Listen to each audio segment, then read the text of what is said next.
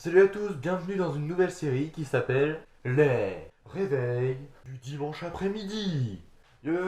Attends, pourquoi le réveil des dimanches après-midi? Tout simplement parce que le championnat US américain, c'est 9 heures de décalage, surtout pour Anaheim 1. Et comme toutes les courses, c'est le samedi soir, je fais les vidéos le dimanche après-midi, ça me paraît logique. Ok, mais attends, t'expliques pas pourquoi le réveil du dimanche après-midi aussi.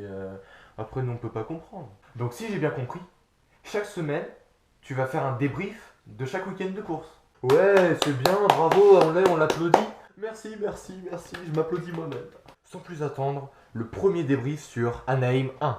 Ok, donc on va faire ça dans l'ordre. On va commencer par les 250F et ensuite les 450F. Enfin, je sais même pas pourquoi je dis F, il n'y a même pas de deux temps.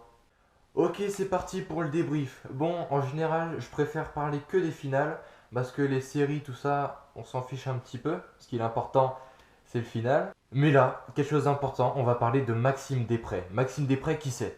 Maxime Després, c'est tout simplement le français en rookie en 250. Il roule avec comme entraîneur David Villemin et il roule pour le team Bud Racing USA. Je voulais saluer sa performance, qui en série, il s'est qualifié directement pour les finales.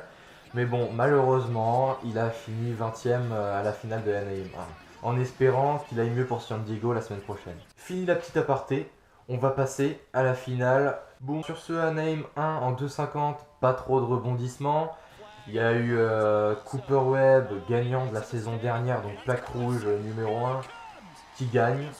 Il s'est un peu fait embêter par Jesse Nelson qui roule chez KTM, mais ça n'a pas posé trop de soucis et ça ne l'a pas empêché de s'imposer en finale. Je pense que c'est tout ce qu'il y avait à dire sur les 250 de Anaheim 1. On passe tout de suite au 450 où il y a beaucoup plus de rebondissements. S'il te plaît, je peux faire les 450, s'il te plaît, c'est mon rêve. Attends, déjà que t'es le personnage secondaire, tu vas pas me prendre le main event pour le debriefing quand même. S'il te plaît, si tu veux, je te laisse me faire un gros whip sur la gueule. Ça, ce serait tenté.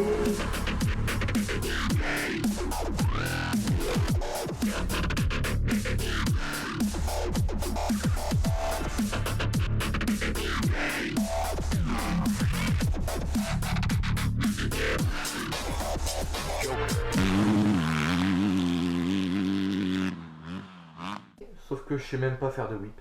Bon, je pense qu'il a bien compris maintenant que je le laisserai pas faire la catégorie 4-50. Ok, sur cette catégorie 4-50, attention, il y a eu beaucoup de rebondissements. On va peut-être parler quand même de James Stewart qui se fait prendre un gros T-bone par Ryan Dungey dans un virage où c'était violent, Il a fini par aller complètement de travers, limite coup de raquette, il s'est envolé, il s'est explosé l'épaule.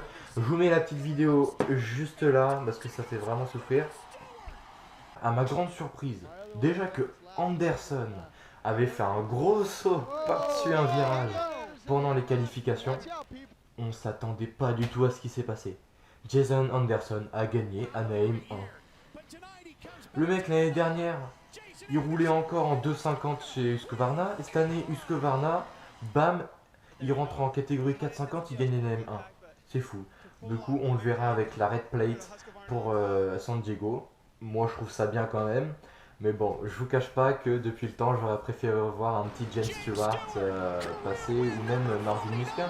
Parce que Marvin Musquin, l'année dernière, gagnant du SX East 250, aurait mérité de, pour un peu niquer tout le monde, de passer à gagner Anaheim 1 cette année.